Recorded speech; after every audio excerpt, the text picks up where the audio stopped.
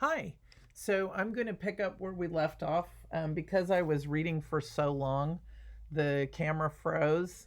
We were in the middle of Grandpa or Grandma and Uncle George having a dance off, and George finally gave up and Grandma won. If you read too long, if I read too long, this freezes, and so it cut me off. So I'm just going to pick up where I left off. Everybody made a terrific noise, shouting and yelling and stamping, cheering Grandma. Grandma jigged just a little minute more and then she stopped. She laughed in gasps. Her eyes sparkled just like Pa's when he laughed. George was laughing too and wiping his forehead on his sleeve. Suddenly, Grandma stopped laughing. She turned and ran as fast as she could into the kitchen because while she's been messing around dancing, the sugar hasn't been being stirred, right? So she's kind of hoping that the sugar hasn't burned. The fiddle had stopped playing. All the women were talking at once, and all the men teasing George, but everybody was still for a minute when Grandma looked like that.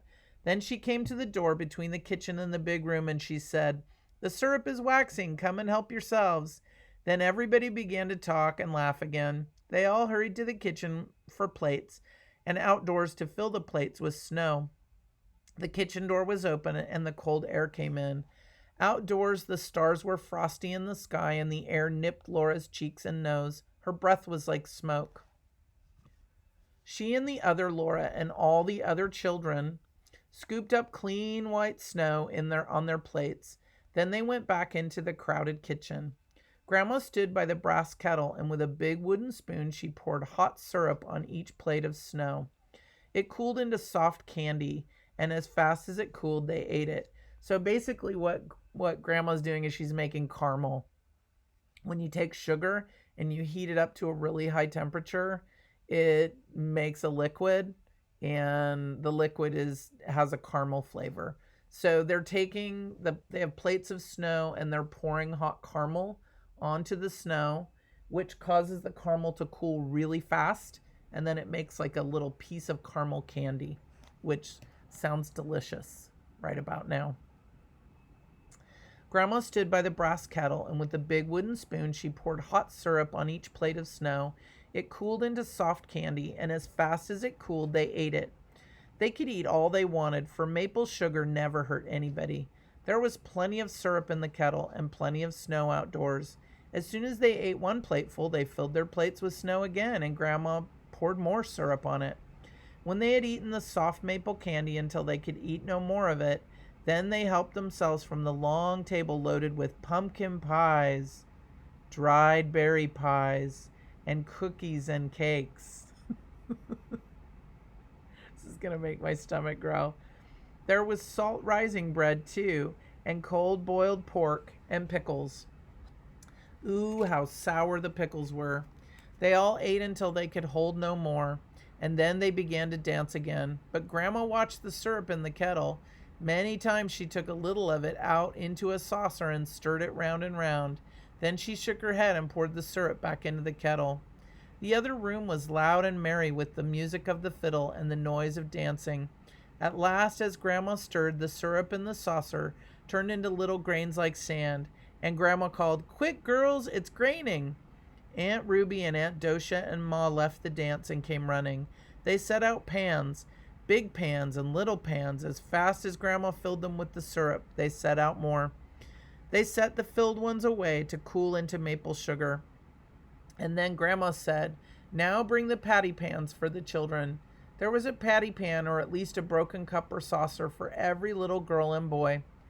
So here they are eating. It's like a giant fiesta potluck, right? And there's Grandma in the background. You can see her with the pan.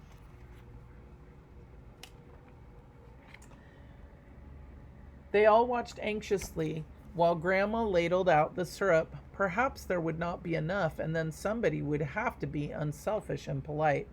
There was just enough syrup to go round. The last scrapings of the brass kettle exactly filled the very last patty pan. Nobody was left out. The fiddling and the dancing went on and on. Laura and the other Laura stood around and watched the dancers. Then they sat down on the floor in a corner and watched. The dancing was so pretty and the music so gay that Laura knew she would never get tired of it. All the beautiful skirts went swirling by, and the boots went stamping, and the fiddle kept on singing gaily. Then Laura woke up and she was lying across the foot of Grandma's bed. It was morning. Ma and Grandma and baby Carrie were in the bed. Pa and Grandpa were sleeping rolled up in blankets on the floor by the fireplace. Mary was nowhere in sight. She was sleeping with Aunt Dosha and Aunt Ruby in their bed. So that happens a lot when you're really little. I used to always fall asleep different places, and then I'd wake up and I'd be someplace else, or I'd fall asleep in the car and my mom would leave me in the back seat of the car, and then I'd wake up and I'd be in the car in the garage. My mom would be inside the house. I was too heavy or too big for her to grab out of the back seat, so she just let me sleep and have a nap back there. So that happened to Laura. At 1 minute they're all dancing and she's having fun, and then she kind of falls asleep and wakes up and finds herself in bed with her mom and with her grandma. Soon everybody was getting up. There were pancakes and maple syrup for breakfast, and then Pa brought the horses and the sled to the door. He helped Ma and Carrie in, while Grandpa picked up Mary and Uncle George picked up Laura, and they tossed them over the edge of the sled into the straw. Pa tucked in the robes around them, and Grandpa and Grandma and Uncle George stood calling, "Goodbye, goodbye," as they rode away into the big woods going home. The sun was warm and the trotting horses threw up bits of muddy snow with their hoofs. Behind the sled, Laura could see their footprints, and every footprint had gone through the thin snow into the mud. Before night, Pa said, "We'll see the last of the sugar snow." And that is the last of that chapter.